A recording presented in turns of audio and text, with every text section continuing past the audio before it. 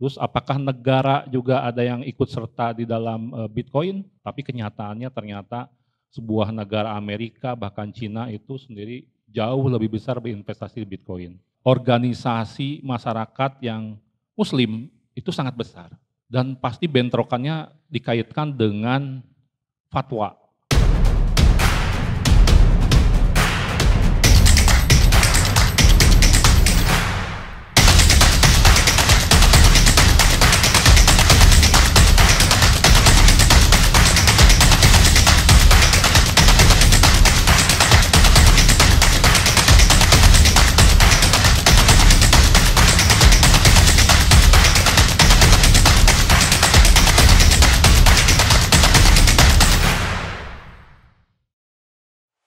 Giveaway Tamu.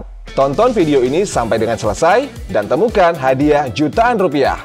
Caranya mudah, nggak sesulit deketin cewek kok. Cukup like, subscribe, dan jawab pertanyaan ini di kolom komentar.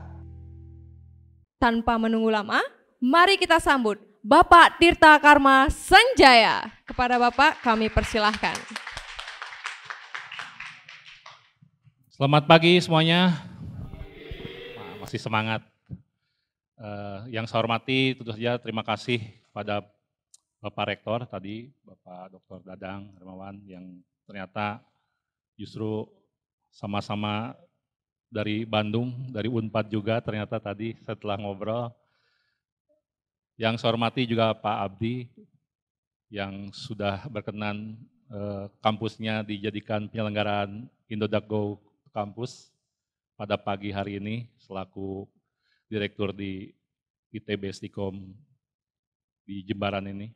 Yang saya hormati Pak Oscar dan juga Ketua Panitia acara pada pagi hari ini. Yang saya hormati teman-teman semua di sini, jajaran Rektorat, Kampus ITB Stikom, dan juga dari para mahasiswa semua yang sudah hadir di sini.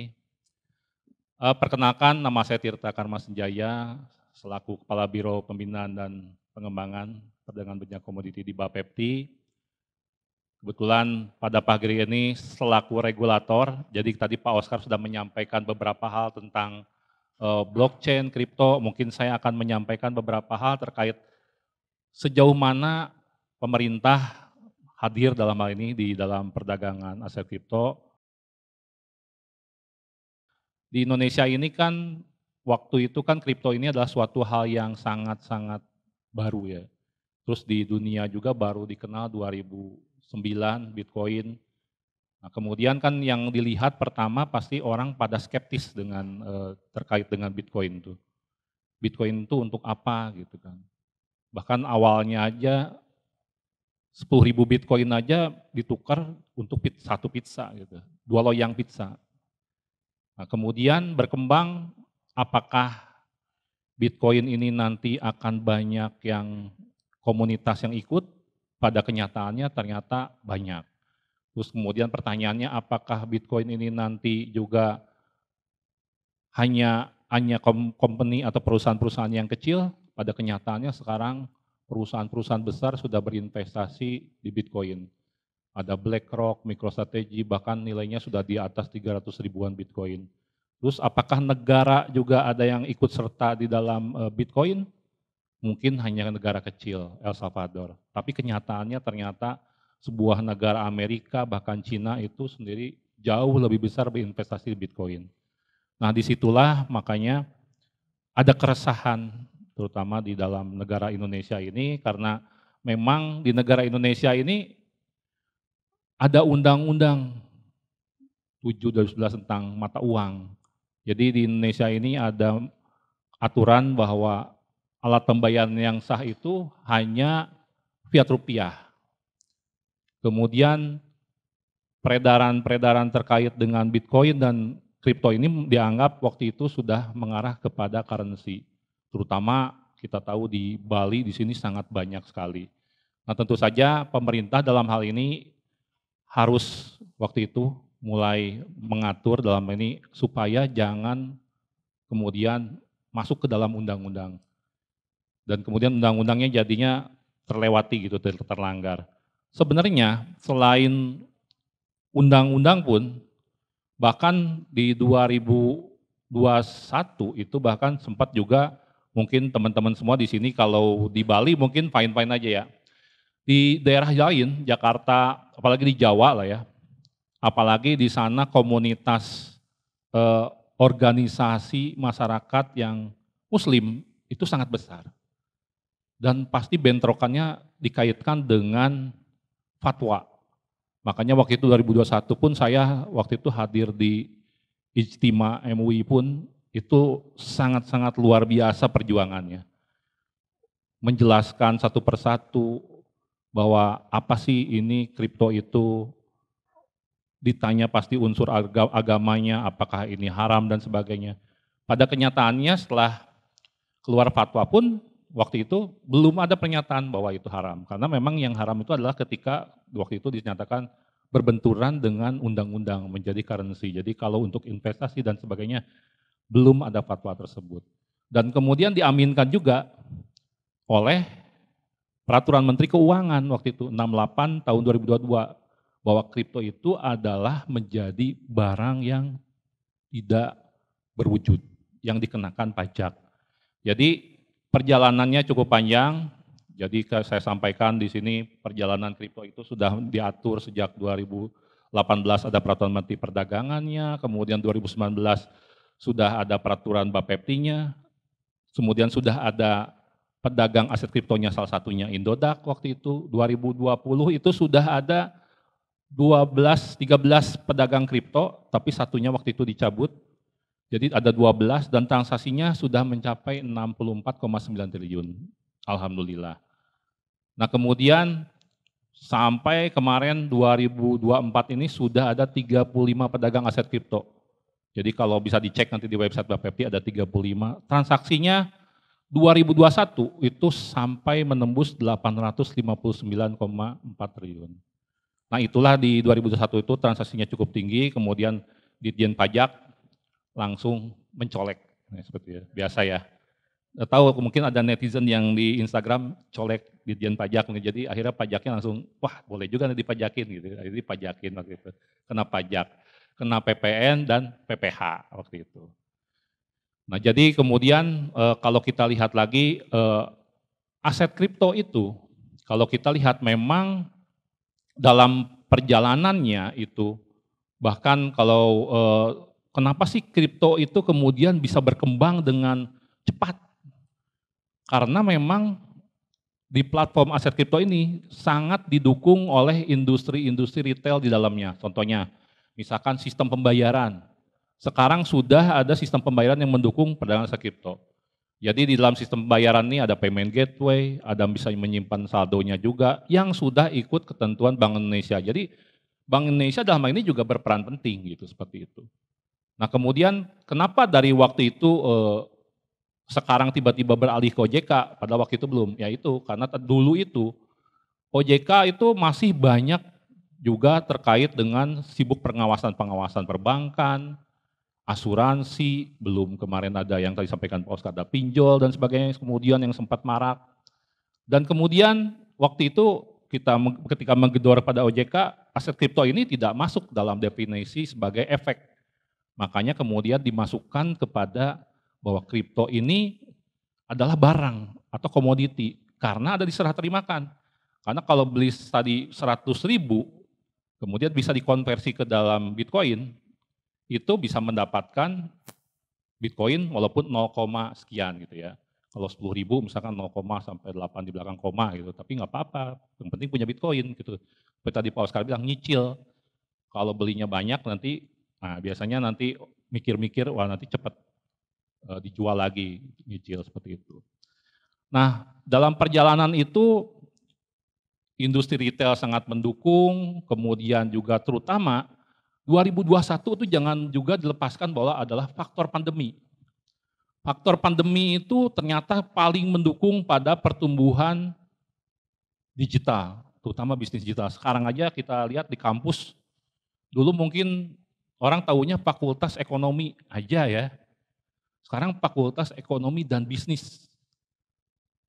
Sekarang bahkan, contohnya sekarang nih, teknologi dan bisnis. Nah, ini luar biasa, digabung teknologi dan bisnis. Kalau dulu tahunya teknologi ya teknologi aja, teknik fisika, kimia, mesin, elektro, industri. Sekarang teknologi dan bisnis. Karena semua sudah berkembang kepada bisnis digital. Sekarang mau jualan gampang sekali ya. Di Instagram, di TikTok, kasih joget dikit, langsung laris FYP di beberapa netizen, langsung banyak yang beli. Di Instagram Reel juga sama seperti itu. Media sosial ini sekarang luar biasa marketnya. Belum sekarang sudah ada banyak merchant-merchant untuk marketplace seperti ada Shopee, kemudian ada Tokopedia, Blibli, Bukalapak dan sebagainya, luar biasa banyaknya, Lazada. Nah itu adalah pasar yang tentu saja harus digapai semuanya. Makanya di kripto ini pun kalau kita lihat, sekarang ini kripto sudah menjadi investasi nomor 3 di Indonesia setelah reksadana dan saham dalam negeri. Nah ini tentu saja perkembangan yang sangat pesat, bahkan di dunia aja. Bitcoin itu sudah masuk di dalam 10 besar, nomor 9 aset yang terbesar market cap-nya. Walaupun nomor satunya masih di emas. Keduanya, ketiga, keempat itu masih di saham ya, saham seperti Microsoft, Apple, gitu ya, seperti itu, Tesla. Nah, walaupun demikian, ini masih panjang perjalanan untuk terkait dengan aset kripto ini.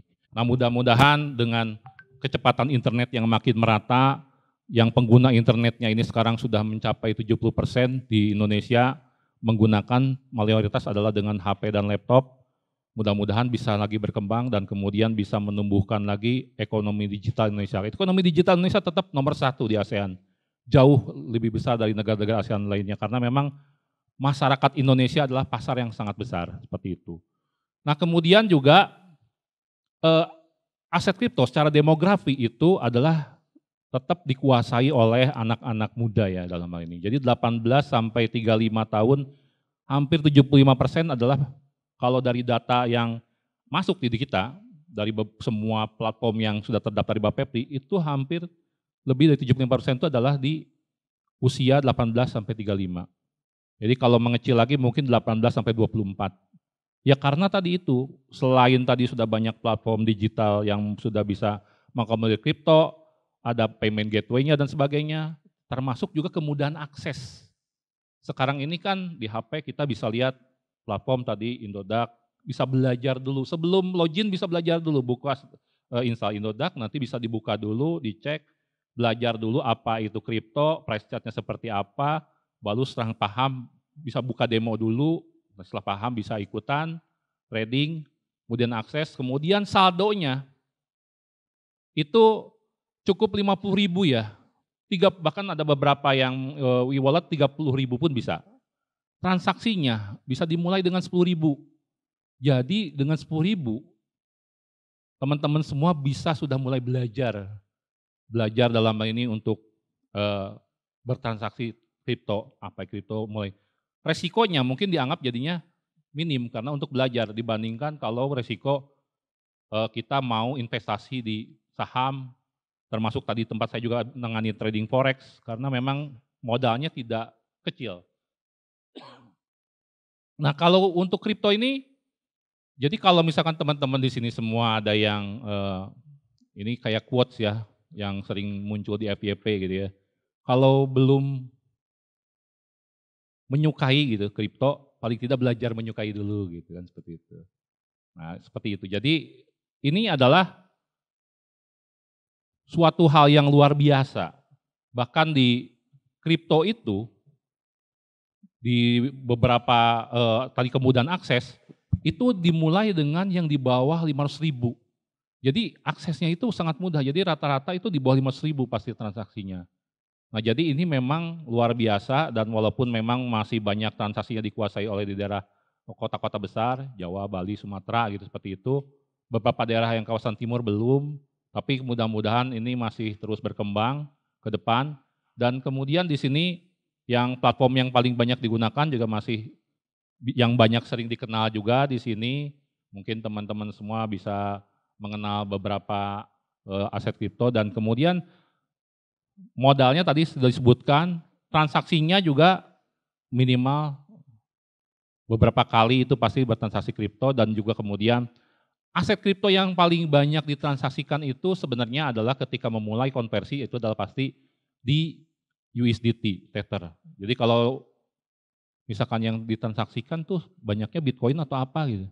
Sebenarnya Tether dulu. Jadi rata-rata pasti menyimpan uang dolarnya dulu.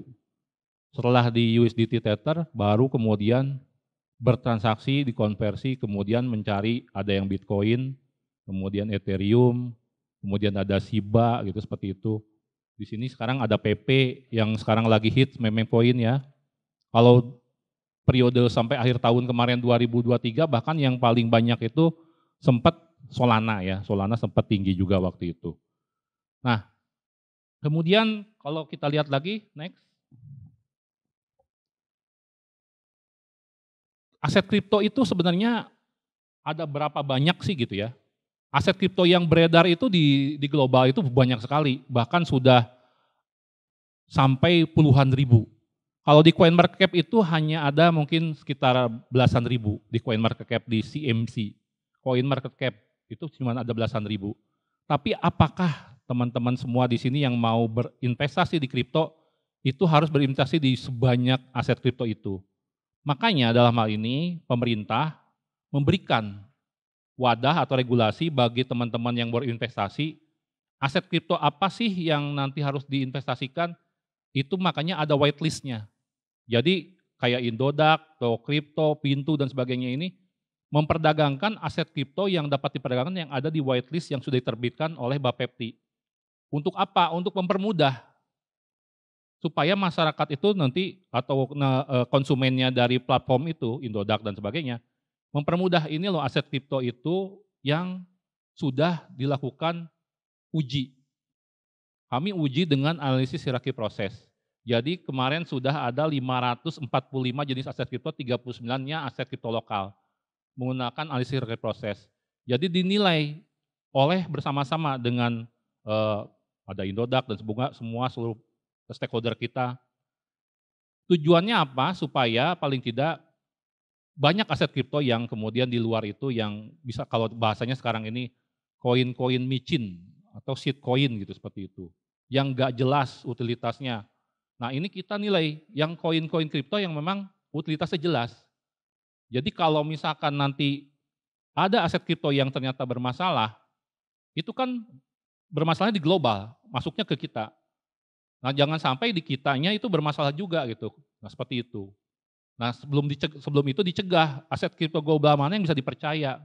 Karena kalau misalkan Pak Oscar nih, Indodax, misalkan ada aset kripto yang kemudian di luar whitelist itu kemudian apalagi misalkan ya, kemudian aset kriptonya itu rug pull, yang disalahkan itu pasti adalah Indodax. Saya beli ke pasar, misalkan beli daging ayamnya ternyata nggak bagus, sudah agak busuk gitu ya. Yang saya salahkan pasti pedagangnya, bukan peternak ayamnya. Seperti itu.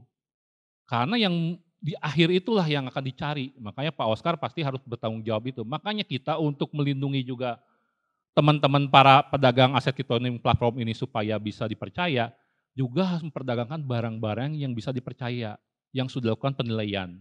Sudah bagus seperti itu. Nah, next. Nah, kita juga ingin melihat bahwa tren perdagangan aset kripto di sini, saya kemarin juga sudah menerbitkan beberapa platform, itu sudah ada fitur staking, ke depan juga nanti rencananya akan ada features untuk kriptonya, karena kita tahu features kripto itu adalah pasar yang paling besar justru, dan sebenarnya dari sisi resiko itu lebih rendah sebenarnya. Nah ini features kripto nanti ke depan juga, karena kita lihat Bitcoin, Binance itu, Binance, Coinbase, yang kripto trading platform yang global, itu justru yang banyak transaksinya 80% itu adalah di features, bukan di spot. Jadi yang sekarang ini kita seperti Pak Oscar tadi, Indodax atau kripto itu masih pasarnya spot. Jadi kita beli, jual, bukan featuresnya. Nanti ke depan juga udah ada launching ETF, yaitu nanti kita harapkan ke depan juga masuk kepada ETF. Next. Kita juga dalam hal pengamanan, pemerintah dalam ini, Pak Oscar tuh harus melaporkan laporan harian di sini. Jadi harian ada laporan transaksi, kemudian ada laporan keuangannya, kemudian nanti ada juga laporan akhir tahun yang sudah diaudit keuangannya. Ini tujuannya adalah yang membedakan dengan crypto trading platform yang ada di luar negeri. Yang di luar negeri ini teman-teman semua, Bapak Ibu semua mungkin kenal ada FTX ya. FTX itu yang sudah kemarin ownernya di penjara ya, Sam Bankman-Fried. Sebesar itu dulu dia adalah 3 besar crypto trading platform yang ada di CoinMarketCap. Itu luar biasa, dia penguasaan asetnya sudah banyak. Tapi kemudian gagal karena dia menginvestasikan aset-aset nasabahnya kepada perusahaan investasi dia yang kemudian misinvestasi. Kenapa bisa tidak terdeteksi? Karena memang FTX tidak ada yang mengaudit. Siapa pemerintah yang mengaudit FTX dan mewajibkan dia melaporkan? Karena memang waktu itu ketika dia minta balik Amerika pun ditolak. Karena tidak berizin juga dari sana. Nah untuk itu makanya di kita ini adalah salah satu untuk mendeteksi itu. Jadi kalau laporan keuangannya masuk ke kita nih tiap hari, ekuitasnya tidak bisa dijaga, ekuitas keuangannya, ya tentu saja ini akan menjadi paling tidak early warning system bagi kita. Termasuk laporan transaksinya, tiba-tiba nanti ada yang melejit dan sebagainya, itu pun menjadi early warning. Aset kripto itu di kita memang ketika diatur, tujuannya adalah supaya juga kita bisa menelusuri. Walaupun aset kripto yang di luar pun misalkan bisa ditelusuri, tapi dengan begini pemerintah dalam hal ini ketika berkoordinasi bisa menelusuri karena diawali dengan KYC, Know Your Customer. Jadi dengan koordinasi dengan Dukcapil. Datanya semua dari Dukcapil, PKS-nya dengan Pak Oskarnya harus PKS dengan Dukcapil. Sehingga kemudian transaksinya pun itu ada Know Your Transaction. Kalau sekarang ada penyedia platformnya, Know Your Transaction itu ada chain analysis. Jadi kalau misalkan teman-teman semua di sini, ada yang misalkan masuk kepada, kemarin contohnya saya dapat surat dari KPK misalkan. Karena kita udah kerjasama dengan KPK, KPK ngirim surat, Bapepti, ini ada kasus terbaru Bupati A terkena kasus korupsi, mohon dicek link nomor induk kependudukan. Misalkan ada 40 yang bersangkutan, nick-nya bersangkutan, nick istrinya, anaknya, supirnya, tukang kebunnya, ajudannya, semua 40 orang. Itu pasti dicek. Nanti kita akan cek kepada semua platform yang ada di kita.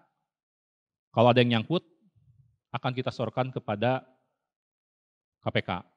Dan itu semua bisa ditelusuri. Tujuannya adalah supaya kita comply kepada ketentuan anti money laundry dan anti pencucian uang dan anti terorisme dananya. Jadi semua dana ini kita nih sudah comply kepada ketentuan FATF, Financial Action Task Force di dunia tahun 2023 kemarin. Bahwa kita sudah comply terhadap aturan money laundry. Di dalam negara G20 pun kita sudah comply terhadap ketentuan itu. Jadi kita sudah punya ketentuan itu, pajak, bahkan CBDC kita juga nanti sebentar lagi ada di Bank Indonesia seperti itu. Nah kita sudah kerjasama semua, Bank Indonesia karena kita ada kerjasama dengan Payment Gateway, dengan Google. Mungkin teman-teman semua di sini ada yang transaksi yang di tempat ilegal, pasti sekarang nggak bisa buka Binance. Karena sudah di Google Play Store udah di blok. Karena kita udah kerjasama dengan di Google seperti itu. Nah ini tentu saja suatu hal yang baik kerjasama ini, terutama juga dengan kepolisian di bagian cyber itu selalu kita kerjasama. Next. Nah kita tadi sudah sampaikan bahwa tahun depan ada peralihan dengan OJK. Harapannya justru kalau bagi kami adalah ketika berpindah pada OJK dengan sektor keuangan yang lebih luas, harapannya ini nanti kripto ini bisa menjadi ruang lingkup pengaturannya lebih luas. Karena jujur yang kita atur ini sekarang masih lingkupnya kecil. Hanya terkait dengan perdagangan aset kriptonya. Jadi perdagangan dari mulai Pak Oskar tadi platform sampai kepada konsumen. Penciptaan aset kriptonya dari developer itu belum ada yang ngatur. Jadi di Bapepti ini di dalam KBLI, mungkin di OSS ya, OSK sekarang kan dalam satu sistem pelayanan perizinan OSS. Kalau yang daftar itu di 66153 sebagai pedagang fisik, pedagang berjangka komoditi, dalam hal ini pedagang kripto masuk. Kalau di OSS itu sebenarnya ada lagi 62014, usaha di bidang pengembangan blockchain. Jadi kalau developer, miner itu harusnya izinnya itu, tapi pengampunya siapa yang ngatur? Belum ada. Nah jadi sebenarnya nanti itu masih bisa luas.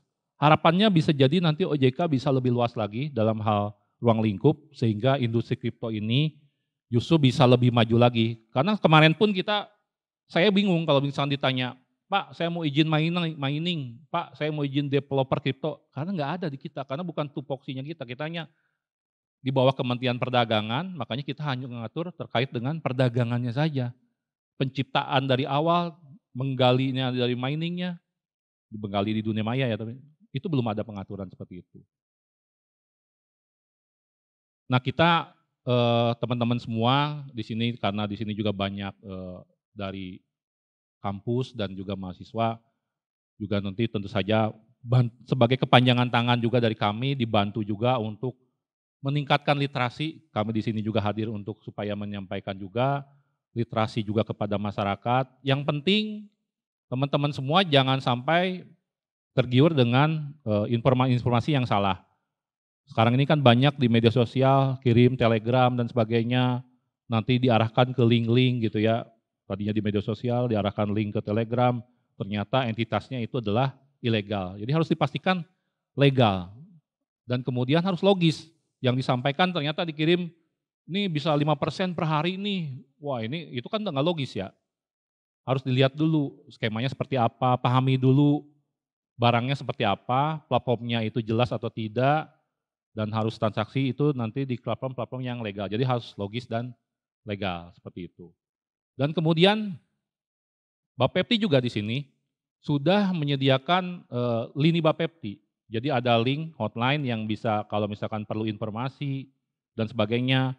Terus kalau misalkan ada yang kena pengaduan, nasabah yang misalkan nasabahnya Indodax misalkan ya, pengaduan kalau ternyata ke Indodax belum dilayani, bisa juga nanti ada layanan pengaduan Bapepti Go ID.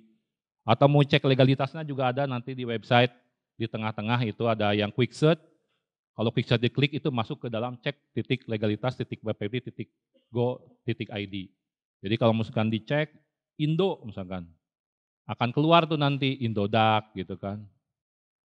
Nanti keluar lagi Indogol kalau emas digital. Kalau cek Indonya doang gitu kan. Kalau cek Indodax keluarnya cuma satu, pasti Indodax. Kalau cek lupa namanya Indo apa ya, Indo aja yang keluar banyak. Nanti ada perusahaan-perusahaan yang bernama depannya Indo yang terdapat di Bapepti akan banyak. Ada Indogol, Indoguna atau apa seperti itu. Nah ini nanti teman-teman semua di sini mudah-mudahan bisa belajar dengan tadi kripto, tapi tentu saja tadi sampaikan juga Pak Oscar, modal itu harus ada cukup juga. Jadi kalau misalkan di sini mau belajar kripto untuk passive income ke depan, tidak apa-apa. Tapi yang penting adalah karena semua teman-teman di sini tadi ada yang justru ngejar seminar seperti ini kan juga adalah untuk meningkatkan juga skill kita. Aktif income ke depan. Aktif income-nya nanti makin meningkat setelah kuliah, kerja, aktif income-nya sudah cukup ke depan, mulai bisa disisihkan persentase untuk masuk kepada investasi, passive income. Kalau sudah cukup teknikalnya sudah jago, bisa ditingkatkan lagi porsi persentase untuk passive income-nya dan sebagainya. Saya kira itu. Terima kasih. Om Santo.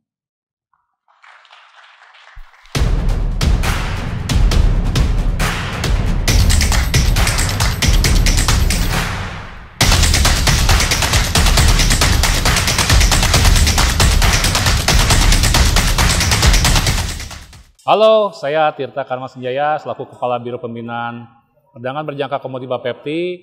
Kali ini saya ingin mengajak kalian untuk dapat mendapatkan edukasi seputar blockchain dan kripto secara gratis. Untuk itu kunjungi website Indodax Academy dan follow Instagram Indodax untuk dapat informasi terupdate Indodax Aset Masa Depan.